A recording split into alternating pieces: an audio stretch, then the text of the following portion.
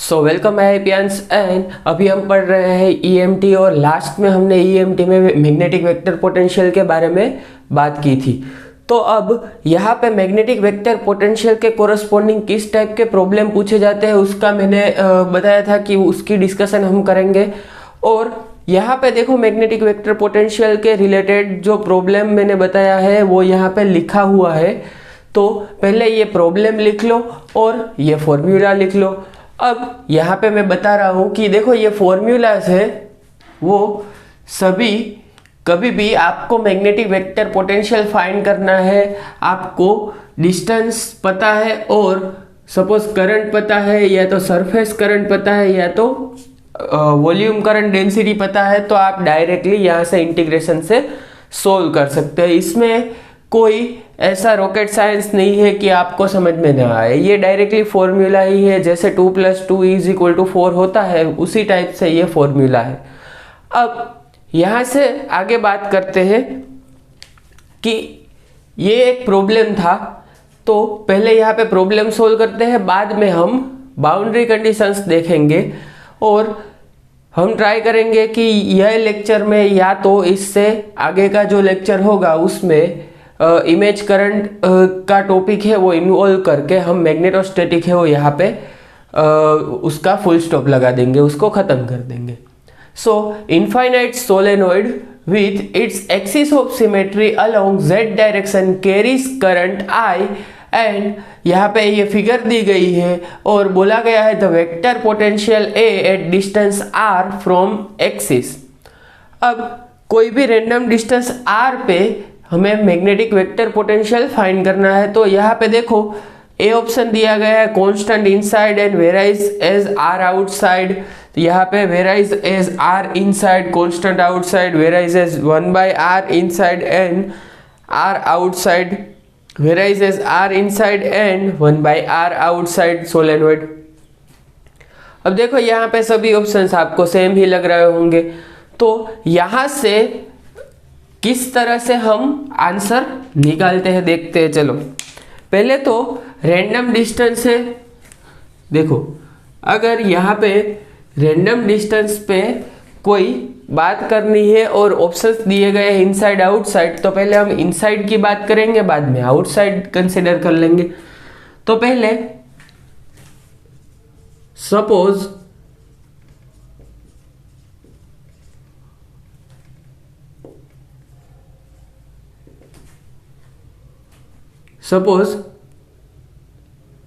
यहाँ पे सपोज तो नहीं, यहाँ पे एजम्पशन लिखो, assume that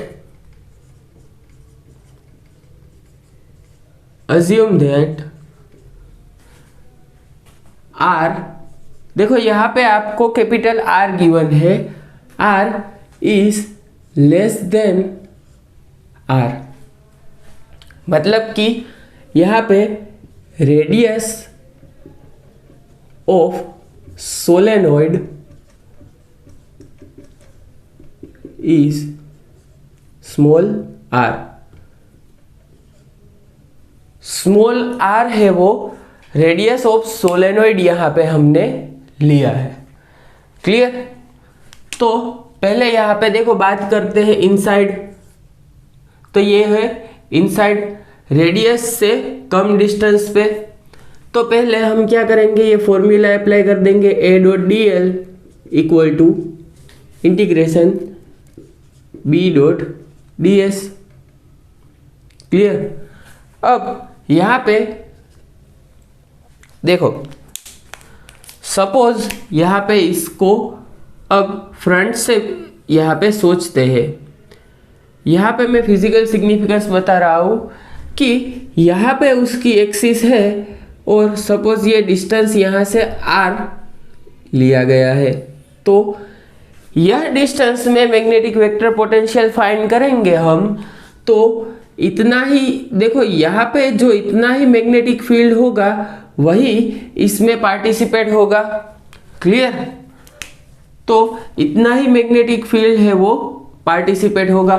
तो यहाँ पे देखो A.dl मतलब कि यहाँ से 2 पाई और ये जो रेडियस हमने लिया है वही 2 पाई कैपिटल R। अब मैग्नेटिक फील्ड है वो किसका आएगा, देखो मैग्नेटिक फील्ड यहाँ पे B है, यहाँ पे कांस्टेंट लिख दिया है, और सरफेस इंटीग्रल किस पे होगा, देखो इतने ही पोर्शन का जो मैग्नेटिक फील्ड है वही यहाँ पे पार्टिसिपेट होगा। सो यहाँ पे पाई R स्क्वेयर, पाई R स्क्वेयर H, मतलब कि यहाँ पे देखो सोलेनोइड है इनफाइनाइट, तो यहाँ पे मैग्नेटिक फील्ड है, वहाँ पे जो मैग्नेटिक फील्ड पर लेंथ यूनिट लेंथ हमने यहाँ पे कंसीडर कर लिया है, तो यहाँ पे सरफेस एरिया क्या है पाई R स्क्वेयर, तो B into pi R square. तो अब यहाँ से A क्या आ गया B, और pi pi cancel, R cancel, B R by 2। Clear. B तो हमें पता है म्यू 0 n I होता है। क्लियर। अब यहां पे देखो हमें प्रोपोर्शनलिटी अगर पता करनी है तो A is proportional to R inside. Clear. A is proportional to R है इनसाइड, मतलब कि यहाँ पे देखो एक ये ऑप्शन सही होता है और ये ऑप्शन सही होता है, अदरवाइज दोनों ऑप्शन से वो निकल गए। अब capital R is greater than small r, radius है उससे ज़्यादा है, मतलब कि यहाँ पे अब जियोमेट्री सोचे हम तो किस टाइप की जियोमेट्री होगी, देखो ये आपका सोलेनोइड है और ये आपकी रेडियस हो गई R, लेकिन अब जो आपको मैग्नेटिक वेक्टर पोटेंशियल फाइंड करना है इस डिस्टेंस पे, यहाँ पे, तो यहाँ पे देखो जो मैग्नेटिक वेक्टर पोटेंशियल यहाँ पे फाइंड करना है, देखो vector potential outside the solenoid zero नहीं है, मैंने बोला है कि vector potential outside the solenoid यहाँ पे जीरो नहीं मिलेगा आपको, तो उसकी कुछ वैल्यू मिलेगी, लेकिन मैग्नेटिक फील्ड तो आउटसाइड द सोलेनोइड जीरो होगा, तो मैग्नेटिक फील्ड कौन से रीजन से आ रहा होगा, इतने ही रीजन से, सोलेनोइड के रीजन से। सो यहाँ से जब आप इंटीग्रेशन ये करेंगे A dot d l equal to B dot d s, तो यहाँ पे देखो A और डॉट डी एल है उसमें 2 पाई कैपिटल R आ जाएगा, और B है वो मैक्सिमम ये R रेडियस से ही मिल सकता है। सो B डॉट डी एस करेंगे हम तो यहाँ पे पाई R स्क्वेयर आ जाएगा, तो A equal to B R square by 2 capital R। Clear. अब रेडियस तो फिक्स है, B भी फिक्स है और 2 भी फिक्स है, so A is proportional to 1 by R। यहाँ पे देखो मैग्नेटिक फील्ड है, उसकी वैल्यू लिखने का कुछ मतलब ही नहीं है। क्यों? क्योंकि यहाँ पे तो हमें सिर्फ प्रोपोर्शनलिटी ही फाइंड करनी है, तो यहाँ पे 1 by R outside the magnetic outside the solenoid. अब देखो यहाँ पे बोला गया है कि कांस्टेंट है सोलेनोइड के बाहर, तो ये गलत हो गया, ये तो गलत है, ये भी गलत है, तो हमारा सही आंसर कौन सा हो गया, डी। सो नेट एग्जामिनेशन में ये क्वेश्चन पूछा गया था, तो ये क्वेश्चन है, कभी भी ऐसा हो सकता है कि जीसेट एग्जामिनेशन में डायरेक्टली ही ये पूछा जाए। क्लियर।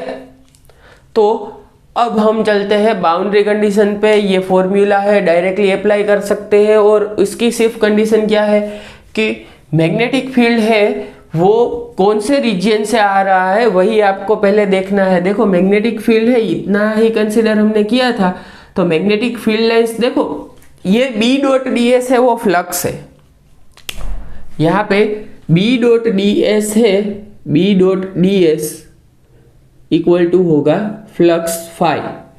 अब B dot d s flux है, तो इसका मतलब है कि देखो, अगर पहले यहाँ पे कंसीडर करें तो एक ये इमेजिनरी लूप हमने ले लिया है, तो इस लूप में से जो फ्लक्स बाहर आता, फ्लक्स मतलब कि magnetic field lines, okay, magnetic field lines कितनी यहाँ पे क्रॉस हो रही है, तो ये जो सर्कल है उसमें से मैग्नेटिक फील्ड लाइंस है वो इतनी ही बाहर आ रही है, इतने ही रीजन में से बाहर आएगी।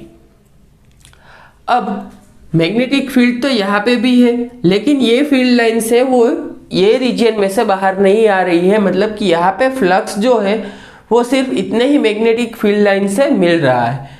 तो इसीलिए यहाँ पे हमने दोनों जगह पे सेम आर ले लिया है।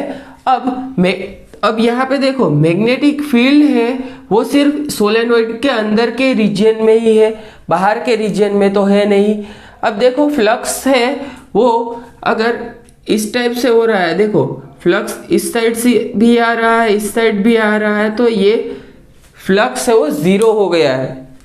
इस तरह से हम बोल सकते हैं टोटल फ्लक्स है वो जीरो हो जाता है। टोटल फ्लक्स अगर जीरो हो जाता है तो उसमें से मैग्नेटिक फील्ड लाइन से वो पास नहीं हो रही है, ऐसा हम सोच सकते हैं। जैसे कि हम इक्विलिब्रियम में सोचते हैं कि अगर केमिकल इक्विलिब्रियम हम सोचें तो हमें पता चल जाता है कि सपोज एक केमिस्ट्री का एग्जांपल ले लेते हैं, CaCO3। अब CaCO3 है, उसमें से CaO प्लस CO2 मिल रहा है। अब यहाँ पे सपोज ये इक्विलिब्रियम में प्रोसेस है, तो जितना आप CaCO3 आपने डाला है और CaO एंड CO2 आपको मिल रहा है, वो दोनों आपको जो देखने में ऐसा लगेगा कि ये दोनों में कोई चेंज नहीं हो रहा है, लेकिन CaCO3 में से CaO एंड CO2 बनने का रेट और CaO प्लस CO2 होके CaCO3 बनने का रेट, ये दोनों रेट सेम है। इसलिए आपको लग रहा होगा कि ये इक्विलिब्रियम है, उसमें कोई चेंज नहीं हो रहा है, चेंज हो रहा होगा लेकिन दोनों जो चेंज है वो सेम रेट पे होंगे। इसलिए यहाँ पे भी क्या होगा कि आउटसाइड द सोलेनोइड जब हम मैग्नेटिक वेक्टर पोटेंशियल फाइंड करेंगे तो मैग्नेटिक फील्ड है वो अंदर का लेंगे और जो मैग्नेटिक वेक्टर पोटेंशियल है वो हमें r डिस्टेंस पे फाइंड करना है, तो वहाँ पे r डिस्टेंस पे भी आपको मैग्नेटिक वेक्टर पोटेंशियल मिलेगा। मैग्नेटिक फील्ड है वो आपको वहाँ का नहीं चाहिए। क्लियर, समझ गए? तो मैग्नेटिक फील्ड है वो आउटसाइड द सोलेनोइड जीरो होता है, लेकिन मैग्नेटिक वेक्टर पोटेंशियल जीरो नहीं होता है। यही बताने के लिए 5 मिनट से यहाँ पे मैं समझा रहा हूँ। क्लियर? तो गलती से भी ये मिस्टेक नहीं करना है आपको कि magnetic vector potential outside the solenoid zero लिख के आ जाओ। अब हम चलते हैं बाउंड्री कंडीशंस पे। यहाँ पे देखो, boundary conditions on B and A, मतलब magnetic field and magnetic vector potential की बात करते हैं। तो यहाँ पे देखो, पहले ही हम बात करते हैं कि एक सपोज सरफेस करंट दिया गया है, सरफेस करंट डेंसिटी दी गई है के एक्स कैप डायरेक्शन में। तो यहाँ पे हमें पता है कि ये है एक्स, ये वाई और ये जेड। तो अब यहाँ पे देखो कि अगर हम बात करें कि बी है मैग्नेटिक फील्ड, उसके कंपोनेंट्स की बात करें तो देखो, एक प्लेन शीट यहाँ पे सोचते हैं, सपोज इस टाइप की प्लेन शीट सोचते हैं। तो यहाँ पे मैग्नेटिक फील्ड है वो एक टाइप के कंपोनेंट्स होंगे, वो उसके पैरेलल होंगे, प्लेन के पैरेलल होंगे, या तो इस साइड होंगे या तो इस साइड होंगे। तो एक कंपोनेंट पैरेलल होंगे और दूसरे कंपोनेंट है वो इसको परपेंडिकुलर होंगे, इस साइड या तो इस साइड जो हो उस तरह से। तो ये पैरेलल और हम परपेंडिकुलर कंपोनेंट है उसमें हम बात करेंगे, इसको पहले सेपरेट कर देंगे। अब पहले यहाँ पे बात करते हैं कि बी अबव है और बी बिलो है। बी है उसको सेपरेट कर देंगे, बी पैरेलल, यहाँ पे लिखते हैं बी पैरेलल और बी परपेंडिकुलर। तो देखो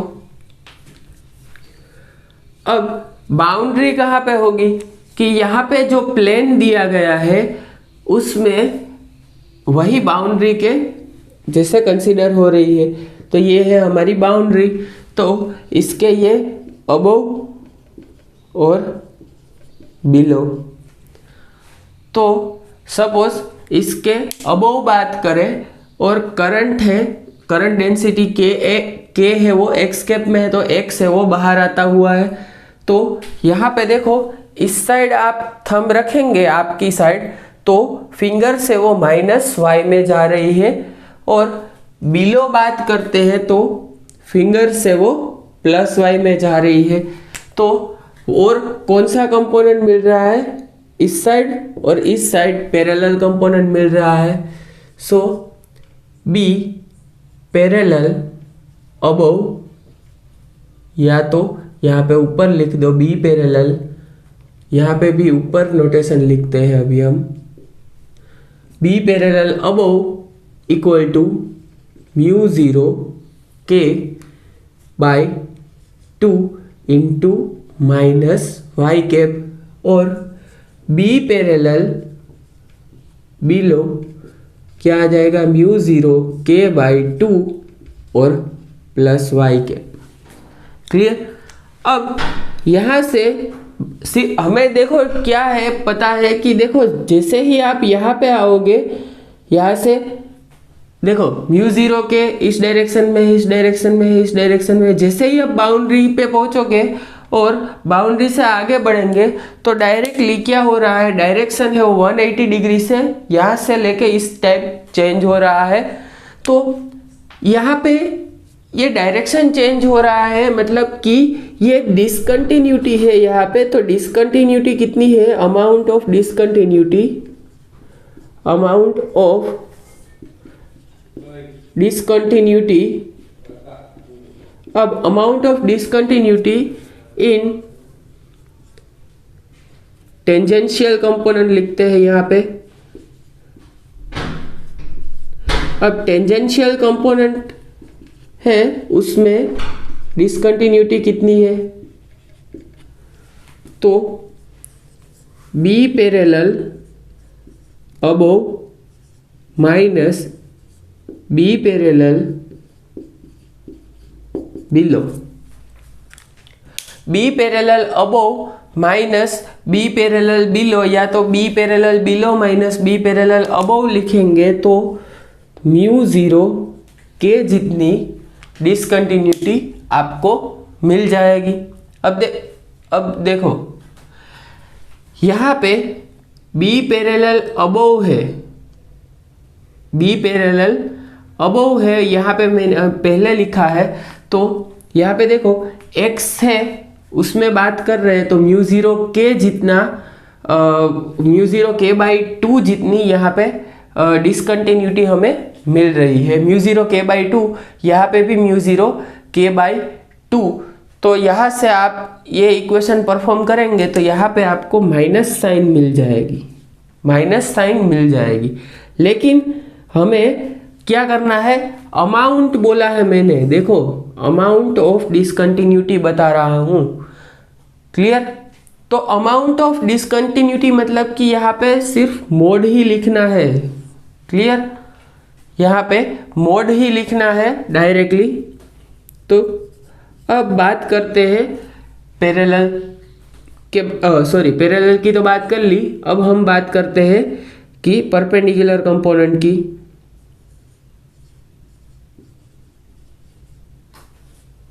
नॉर्मल कंपोनेंट, तो यहाँ पे B perpendicular above minus B perpendicular below equal to 0 आ जाएगा। अब यहाँ पे भी मैंने बताया था पहले ही कि यहाँ पे ये जो कंपोनेंट है और यहाँ पे ये जो कंपोनेंट है उसमें कहीं पे भी डिसकंटिन्यूटी नहीं आ रही है, क्योंकि देखो यहाँ पे ये कांस्टेंट ही रहेगा। यहाँ पे ये जो फील्ड है वो कांस्टेंट ही रहेगा B0। सो यहाँ पे भी कांस्टेंट रहेगा। So no discontinuity in normal component और परपेंडिकुलर कंपोनेंट।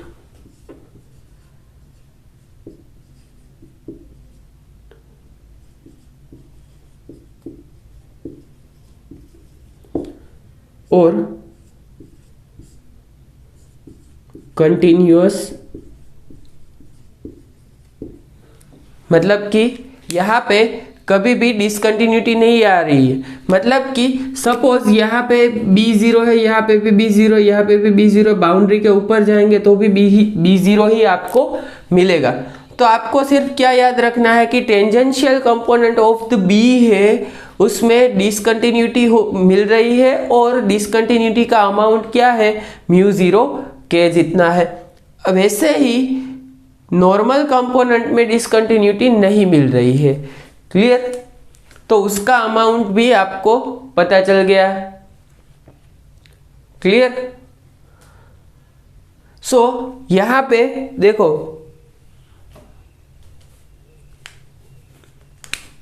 एक और चीज बता रहा हूं कि डेल डॉट बी अगर 0 है तो ये जो डॉट प्रोडक्ट है वो ही परपेंडिकुलर के लिए है। तो डॉट प्रोडक्ट है वो परपेंडिकुलर के लिए है, तो परपेंडिकुलर के लिए ही ये सपोज 0 आ रहा है, मतलब कि परपेंडिकुलर कंपोनेंट है उसमें डॉट प्रोडक्ट है वो 0 आ जाएगा।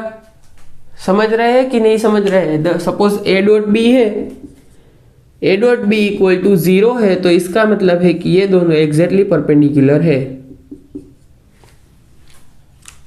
क्लियर?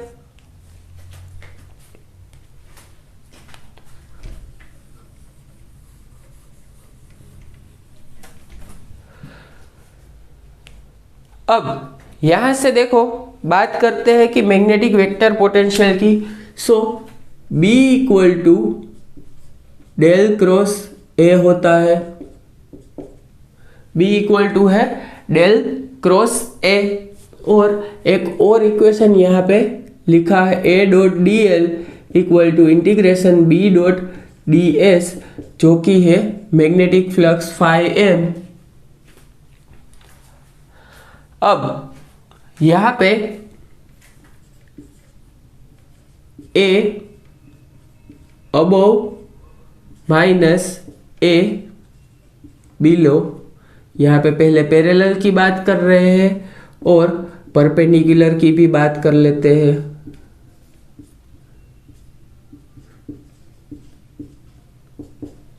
तो A parallel above and A parallel below की बात कर रहे हैं। तो देखो आप मैग्नेटिक फ्लक्स की बात करेंगे हम, तो कभी भी यहाँ पे मैग्नेटिक फ्लक्स है, यहाँ पे ये मैग्नेटिक फ्लक्स लाइन से वो ए अबव, ए पैरेलल अबव की बात करेंगे तो भी यहाँ पे मैग्नेटिक फ्लक्स है वो आपको 0 मिलेगा। और यहाँ पे भी आपको ए पैरेलल दोनों में ही आपको डिसकंटिन्यूटी नहीं मिलेगी। और ये आप इसके पहले का जो क्वेश्चन है उसी से समझ सकते हैं। देखो सोलेनोइड है अगर, तो सोलेनोइड में इनसाइड बी इनसाइड क्या था, μ0 ni, बी इनसाइड था μ0 ni और बी आउटसाइड था 0। तो यहाँ पे कितना चेंज हो रहा है कि यहाँ पे देखो μ0 ni μ0 ni μ0 ni, यहाँ पे डायरेक्टली सडनली 0 हो रहा है। तो आप डिसकंटिन्यूटी का मतलब क्या है, देखो अगर आप लेफ्ट हैंड साइड से अप्रोच करते हैं ये पॉइंट को और राइट हैंड साइड से अप्रोच करते हैं यही पॉइंट को, तो आपको दोनों में डिफरेंट वैल्यूज मिल रही है। क्लियर? तो यहाँ पे ये कुछ इस टाइप का वैल्यू आपको मिल रहा है। सपोज यहाँ पे μ0 ni मिल रहा है और यहाँ पे डायरेक्टली 0 वैल्यू मिल रहा है। तो मैथमेटिकल फिजिक्स की जो डिसकंटिन्यूटी है उसी के बारे में यहाँ पे बात हो रही है। और हमें यहाँ पे भी पता है कि सोलेनोइड में जो प्रीवियस क्वेश्चन था उसमें सोलेनोइड में भी आपको इनसाइड एंड आउटसाइड ए है, A inside and outside is non zero.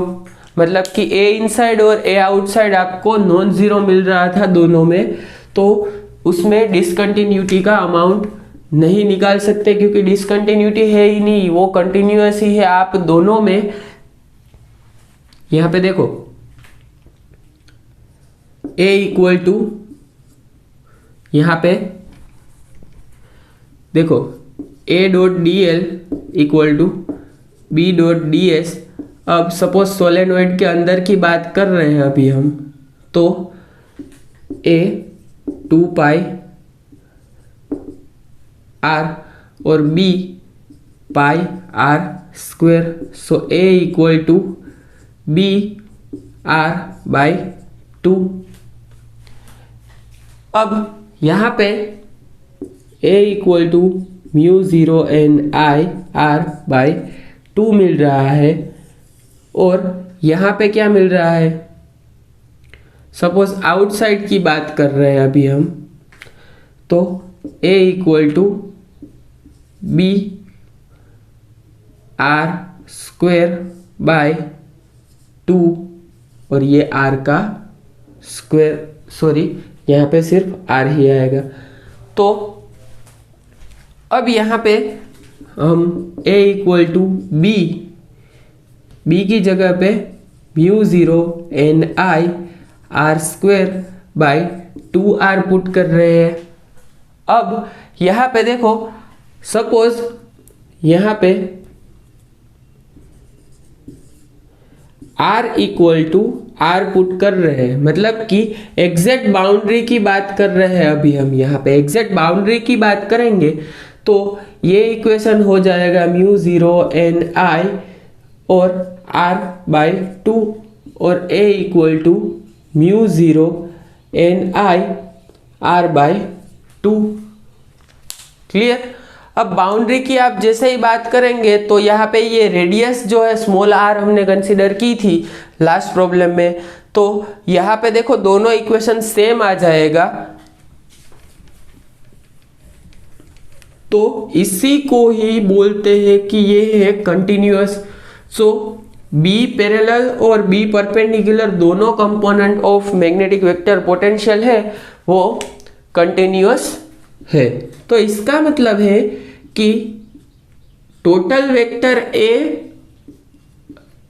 और वेक्टर ए बिलो, मतलब वेक्टर ए पूरा का पूरा मतलब पैरेलल कंपोनेंट है, परपेंडिकुलर कंपोनेंट है, दोनों ही कंटिन्यूअस है। तो ये पूरा वेक्टर है वो भी कंटिन्यूअस हो गया। इसमें तो देखो वेक्टर पूरा कंटिन्यूअस नहीं कह सकते क्योंकि एक में कंटिन्यूटी है एक में डिसकंटिन्यूटी है, तो ये कंटिन्यूअस हो गया। अब यहाँ पे एक और इक्वेशन पुट करते हैं कि del A by del n above minus del A by del n below equal to 0, क्योंकि यहाँ पे n is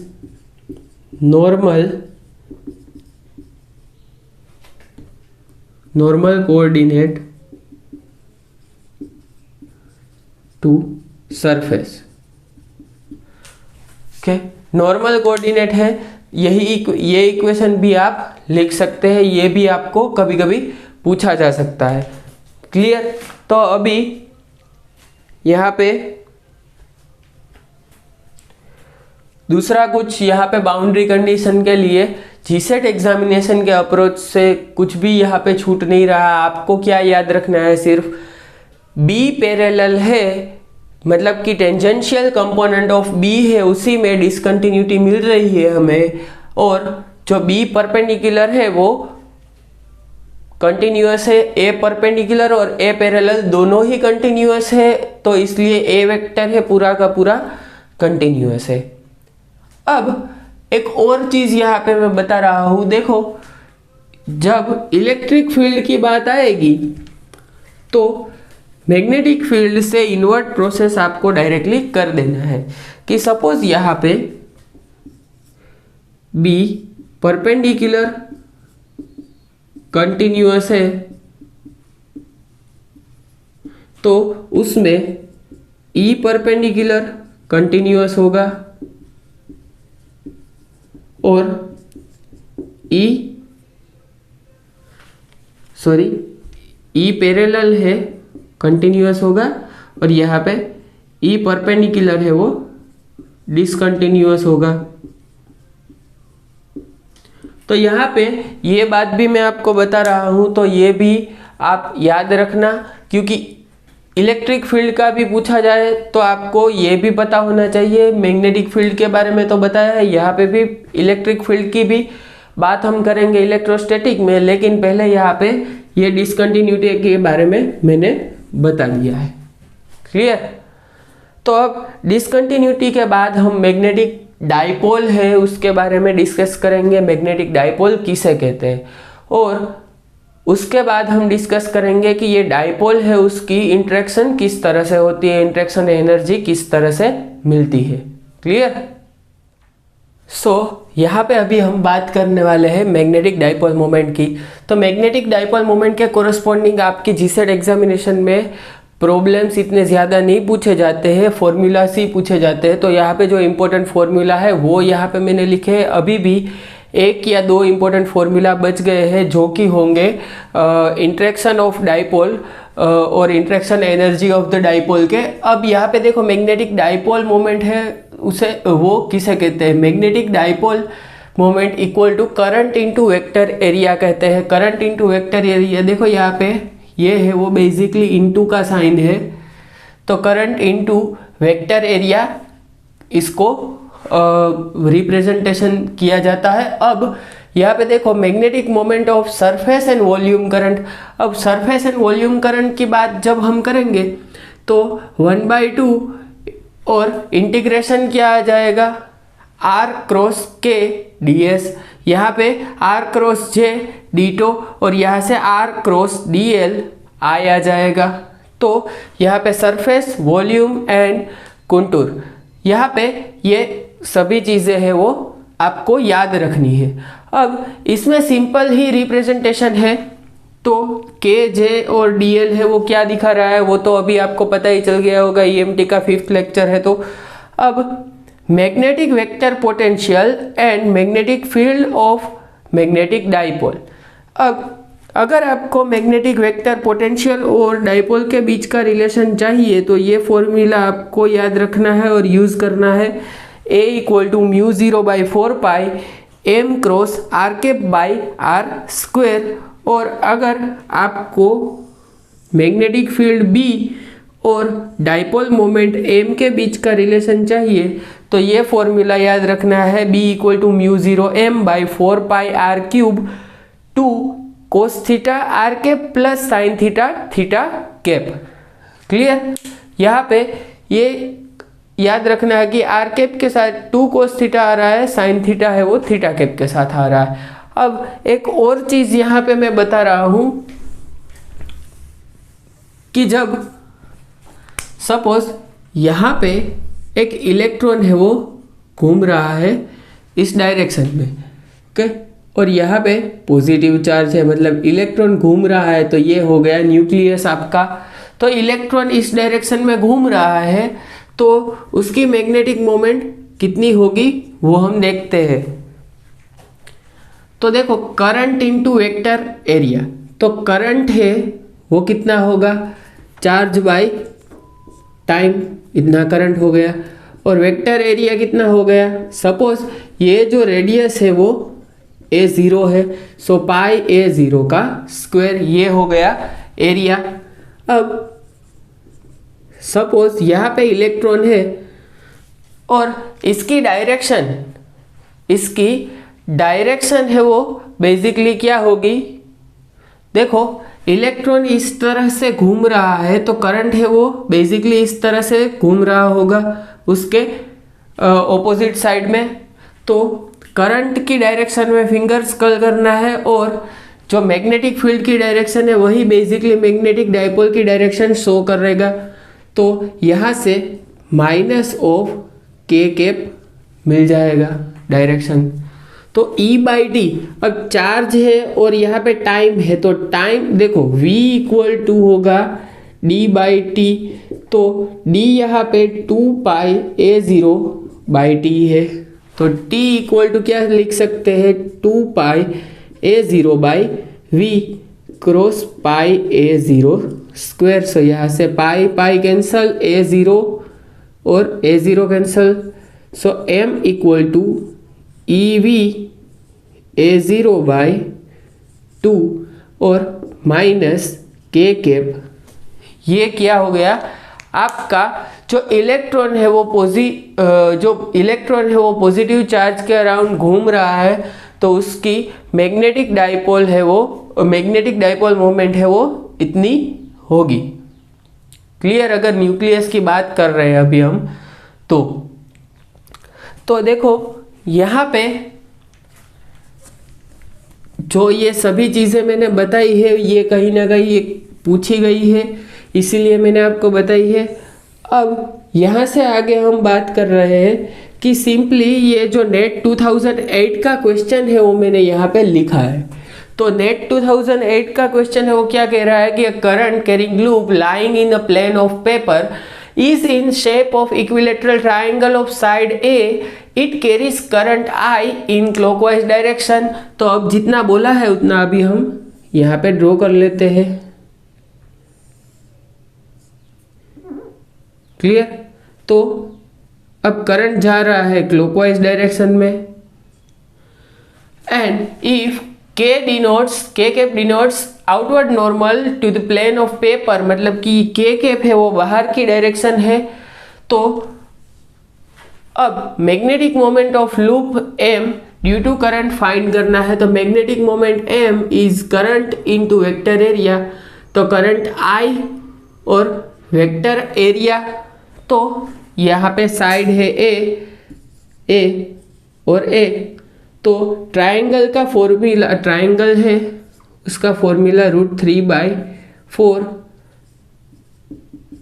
side square equal to होगा area of triangle. Clear? Area of triangle, so √3/4 और side का square मतलब कि A0 का square, A का स्क्वायर। और यहाँ पे डायरेक्शन कैसी होगी, देखो करंट जा रहा है क्लॉकवाइज डायरेक्शन में, सो क्लॉकवाइज फिंगर्स कर्ल करेंगे तो थंब है वो अंदर की डायरेक्शन में जाएगा। तो अब K कैप है वो आउटवर्ड नॉर्मल है, तो माइनस K कैप है वो उसकी ऑपोजिट डायरेक्शन हो जाएगी। तो यहाँ से डायरेक्टली आप M इक्वल टू लिख सकते हैं √3/4 I/A² और माइनस K कैप डायरेक्शन। सो यहाँ से पहले तो देखो माइनस K कैप वाले ऑप्शन ही लिखेंगे, तो ये ऑप्शन निकल गया, ये ऑप्शन भी निकल गया, तो ये ऑप्शन और ये ऑप्शन बच गया। अब यहाँ पे दोनों में से कोई भी ऑप्शन यहाँ पे मैच नहीं हो रहा है, लेकिन यहाँ पे डी ऑप्शन हमारा करेक्ट आंसर है, क्योंकि यहाँ पे जो √3/4 है उसकी जगह पे √3/2 दिया गया है। सो 1/2 फैक्टर हमारा एक्स्ट्रा आ रहा है, वो क्योंकि हमारा एक्स्ट्रा नहीं आ रहा है, हमारा आंसर तो सही है, लेकिन नेट एग्जामिनेशन का क्वेश्चन है उसमें जो ऑप्शन है वो गलत दिए थे। तो बाद में ये जो करेक्शन जब किए जाते हैं तब ये क्वेश्चन का आंसर है वो उन्होंने करेक्ट किया था और ये क्वेश्चन का आंसर उन लोगों ने निकाल दिया था। तो बेसिकली आपको जो सही है वही लिखना है, लेकिन यहाँ पे जीसेट एग्जामिनेशन में माइनस सिस्टम नहीं है, तो आप आंसर है वो अटेम्प्ट तो करिए ही। क्लियर? आंसर को अटेम्प्ट करना है, मतलब क्वेश्चन अटेम्प्ट करके आंसर तो लिखना ही है सभी क्वेश्चंस में, ऐसा नहीं है कि कोई भी क्वेश्चन छोड़ना है। और मोस्ट प्रोबेबल क्वेश्चन का मोस्ट प्रोबेबल आंसर लिखना है, मतलब कि देखो क्वेश्चन है उसमें बोलते हैं कि जो सबसे नज़दीक का आंसर है वो लिखो, मतलब कि सबसे कम गलत जो क्वेश्चन है वो लिखना है, तो मतलब वो आंसर है वो हमें लिखना है। मतलब कि अगर यहाँ पे कोई बाय मिस्टेक यहाँ पे कुछ नहीं दिया गया है या तो यहाँ पे कुछ भी एक्स्ट्रा दिया गया है तो यहाँ पे लिखना है, तो लेकिन यहाँ पे डायरेक्शन तो आपको माइनस ही मिलनी चाहिए। क्लियर। तो अब ईएमटी के जो फर्दर लेक्चर है उसमें हम मैग्नेटोस्टैटिक नेक्स्ट लेक्चर में ख़त्म कर देंगे और उसके बाद हम शुरू करने वाले हैं इलेक्ट्रोडायनामिक्स और पैरेलली ही क्लासिकल मैकेनिक्स भी शुरू होगा फिर से। अभी ब्रेक लिया था क्लासिकल मैकेनिक्स में 4 to 5 डेज का, क्योंकि क्लासिकल मैकेनिक्स है उसके जो टॉपिक्स है वो कवर अप हो गए हैं basically most of the topics. अब special theory of relativity, central force motion, यही टॉपिक्स बचे हैं और उसमें फॉर्मूलाज ही ज़्यादा है। दूसरा कुछ मतलब आपको जीसेट एग्जामिनेशन के अप्रोच से मैं बोलूँ तो दूसरा कुछ बहुत डीप अंडरस्टैंडिंग आप करेंगे टॉपिक में तो आपका टाइम वेस्ट होगा, मेरा भी टाइम वेस्ट होगा, लेकिन हमें टॉपिक तो कवर करना ही है। क्लियर।